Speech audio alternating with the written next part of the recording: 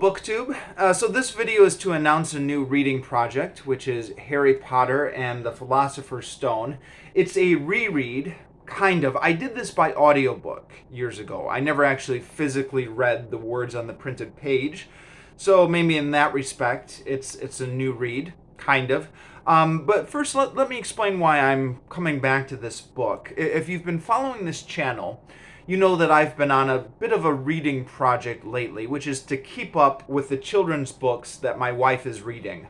So my wife is Vietnamese. She's learning English as a second language, and partly to practice her English and partly to pass the time when we're under a very strict COVID lockdown here in Vietnam, in which we can't even leave our apartment.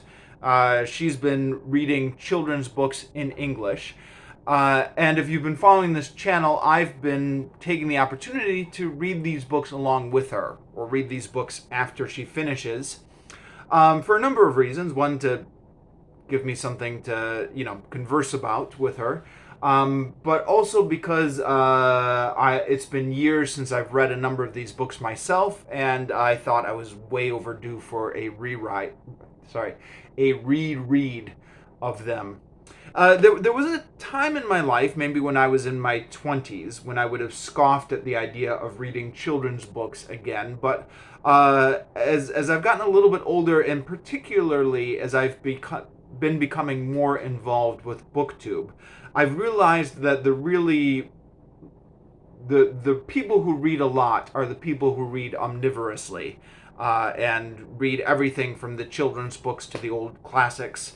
So I want to try and become more of that type of person myself, and with that in mind, just trying to come back to these old classics.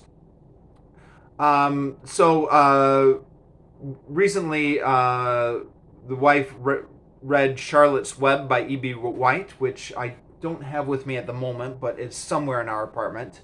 And I reread that one and reviewed it on this channel. And then subsequently, Charlie and the Chocolate Factory and Charlie and the Great Glass Elevator.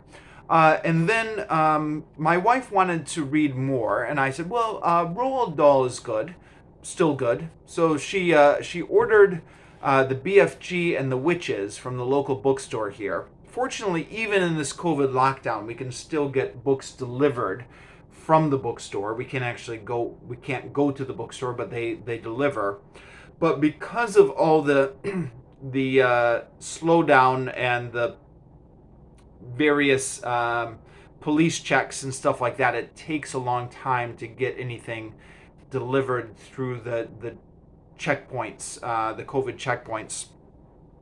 So the books took about a week and a half to get here, during which time my wife pulled this off of her shelves. This is something that she had started a long time ago.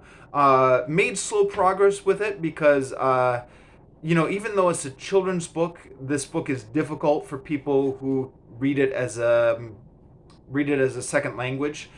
This was something I actually noticed years ago because I was in Japan teaching English during the height of Harry Potter's popularity in the early 2000s. And there were a lot of my students, both teenagers and adults, who were very interested in Harry Potter. Of course, it was quite popular in Japan in translation. And a number of them tried to read it in English, thinking, okay, it's a children's book, it should be relatively easy. And found the idiomatic language in Harry Potter very difficult. And much more so than Roald Dahl, there's more idiomatic language here. So you can see my wife's notes here, going over all the colloquial and idiomatic language and making footnotes for herself. But she got all the way through it. Had to ask me for a number of for help a lot with vocabulary. And consulting a dictionary. But once she got into it, she really found it. She said it was quite addictive. She couldn't stop reading it once she got started with it. She's read some of the other Harry Potter books, some in Vietnamese, some in English. She's seen some of the movies. So this was not her first exposure to this, but perhaps her first exposure reading the first book all the way through. I think she's somewhat read them out of order. And I think definitely the first time reading this in English. So, Harry Potter is a bit of a different case than Charlotte's Web or Roald Dahl, because Charlotte's Web and Roald Dahl are from the very mist of my childhood. Books I only vaguely remember and was long overdue to revisit. And if you've been following this channel, as I've been reviewing these books, I've been discovering all these things about them that I've long since forgotten. Harry Potter is not from the mist of my childhood. The first book came out, according to Wikipedia, in 1997, which sounds about right to me. That would have been about the time when I was first beginning college. College in the American sense, meaning university, for any international viewers. And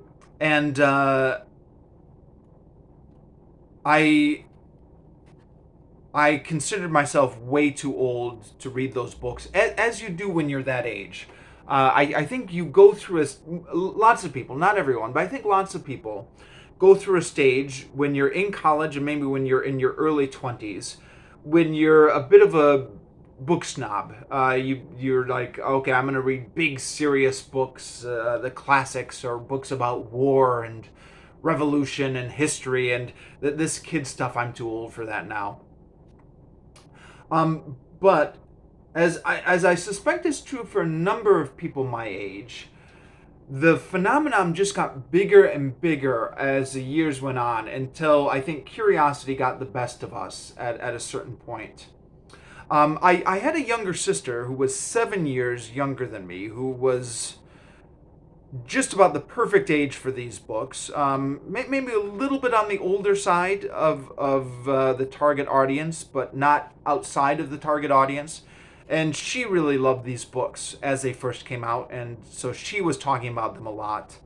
And then once the movies started coming out, I saw the movies and got vaguely curious. And the first Harry Potter book I picked up, I think, around in 2005 in Japan, and I bought it as an audiobook for a couple of different reasons.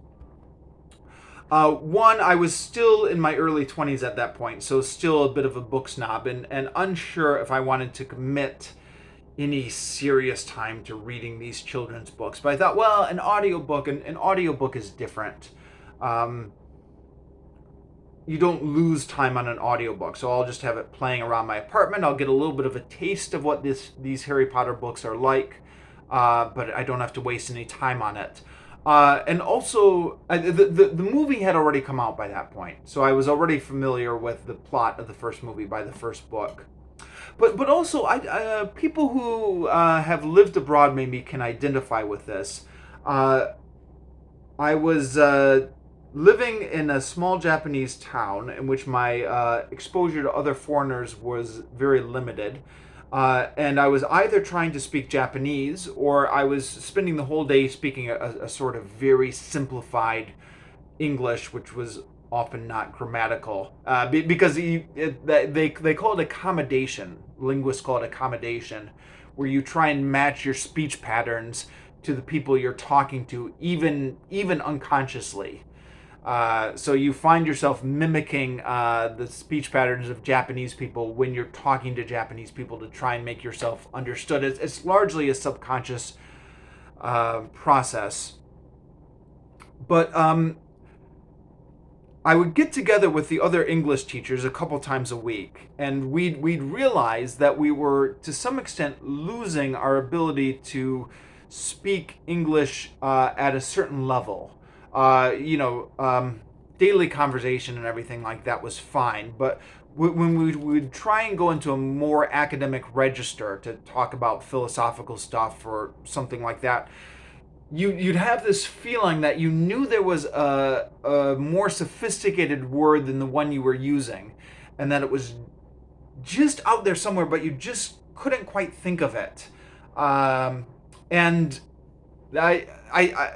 I don't have that as much here in Vietnam, because I'm living in a bigger city and my contact with foreigners is much greater, or at least it was before the COVID shutdown. Also, the internet, YouTube and everything like that, is much more present than it was in the early 2000s. I mean, I didn't even have internet in my apartment at the time. I certainly didn't have YouTube, which I don't believe came out until 2006. But anyways, I got it was a fairly common thing to happen to foreigners living in these small Japanese towns. But it was something that disturbed me because I had literary ambitions at certain points in my life. I wanted to become a writer. And it was worrying to me that I was losing my English vocabulary. So I wanted to have audiobooks going in my apartment, just so I could expose myself to more English. So not only Harry Potter, there were a few different books I bought at the time. Um, and again, nowadays you just search audiobook in YouTube, or go to LibriVox for free audiobooks. But back when I didn't have internet in the apartment and when there wasn't as much stuff on the internet, I actually bought the CDs at it was a Japanese bookstore that had a small English section. And they had the audiobook, which you could buy in that those boxes that they used to come in with all the different CDs.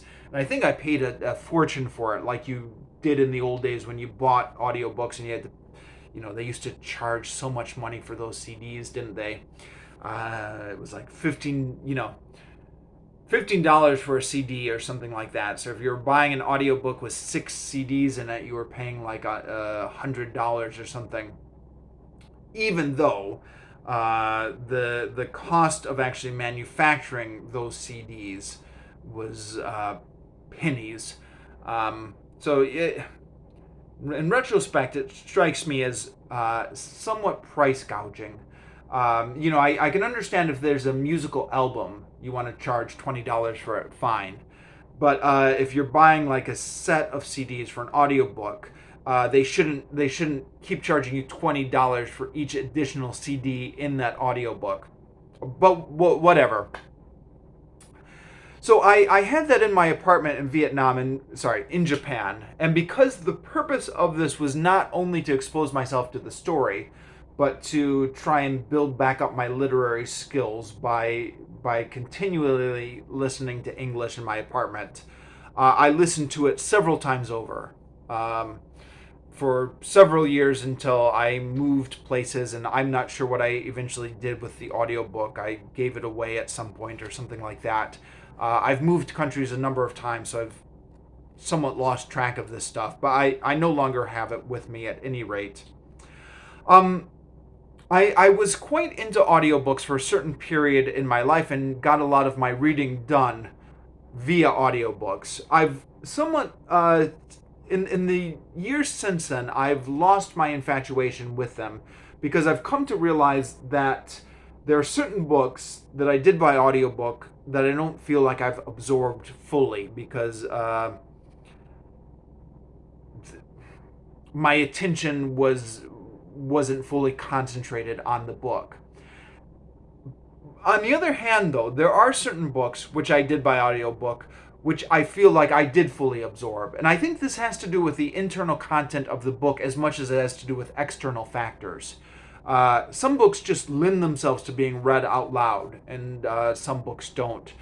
And I think this was actually one of the books that lended itself to being read out loud. So even though it was by audio, and even though I had it on in my apartment while I was cleaning or getting out of the shower or doing other stuff, I do feel like I did fully absorb the story here.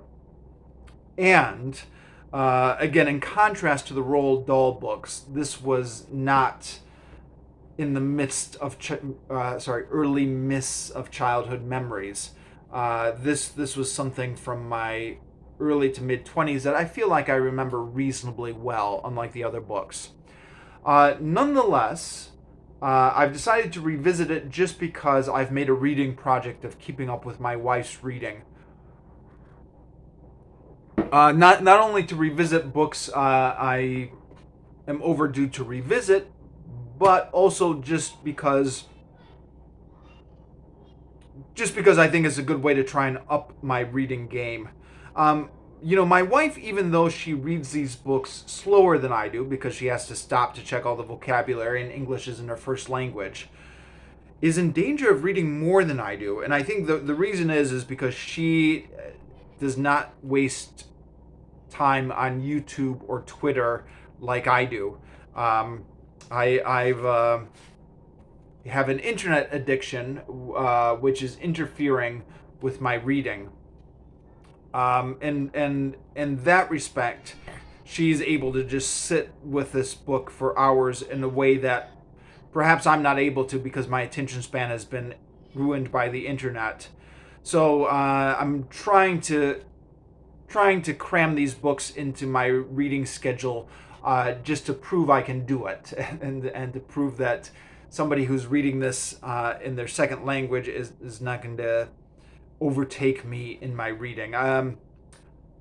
The way I phrase that now made it sound petty, and um, envious or egotistical, but I think it's for a good cause. Pushing myself to keep up with what my wife is reading, in addition to keeping up with the other books I'm reading, the Brothers Grimm and the Grammar Book, I think is going to be good for me. I'm always trying to find excuses to push myself to read more and to get off the internet. So this is going to be my push for this week. Yeah, this is obviously longer than the Roald Dahl books. How many pages is this? This is 332, so maybe this will keep me occupied for a week or two. We'll see how much progress I make with this. And again, I'm gonna try and cram this in addition to the other books I'm reading. As far as having reviewed this book, so my history is I've been reviewing books on my blog since 2006, and I've been reviewing books on YouTube, I think, since late 2016, December 2016, essentially 2017, beginning of 2017, I think, if you don't count that last month in December of 2016. I have since gone back and tried to make YouTube videos of all the books I've reviewed on the blog since 2006, a project which is still ongoing. But this one actually I read or did as audiobook before I had started that project. I think I did this in 2004, 2005 on audiobook. So I never actually reviewed this on the blog or on this YouTube channel, which is maybe another reason to go back and read this again, even though, again, I feel like I do remember this fairly well. It's not lost in my memory like the other books are. But reread it and then drop my thoughts on a review. I didn't actually start reviewing the Harry Potter books on the blog until I believe Goblet of Fire, which was the first Harry Potter book I read or listened to after I had started my project of reviewing everything I read on the blog. After I listened to the first book on audiobook, I had a friend, I think everybody has one of these friends, who just downloaded everything on his computer. He was aware of all the torrent or pirate sites and how to download everything. And he said, what do you want? I can get it to you. I can get it to you. And I said, well, the Harry Potter books, I'm interested in doing those as audiobooks. So he downloaded on a CD-ROM books 1 to 6 for me. And at the time, I didn't have a computer in my apartment. This was back in the days when laptops were becoming popular, but they weren't quite the necessity they are now. So I would go to internet cafes a couple times a week, and I would bring the CD-ROM with me and put it into the CD drive of the internet cafe and put on the headphones and listen to the audiobooks in spurts that way for like a hour at a time while I was in the internet cafe. And I did Harry Potter 2 through 6 that way. And then the final book, book seven, when that came out, I that hadn't come out at the time I was catching up with the other books. But when that book did come out, then I just bought that from the bookstore and read that the old-fashioned way, physically read it. Um, so yeah, on the blog, I didn't start reviewing these books until book four. I was already working my way through the series when I decided this blogging project of reviewing everything I read.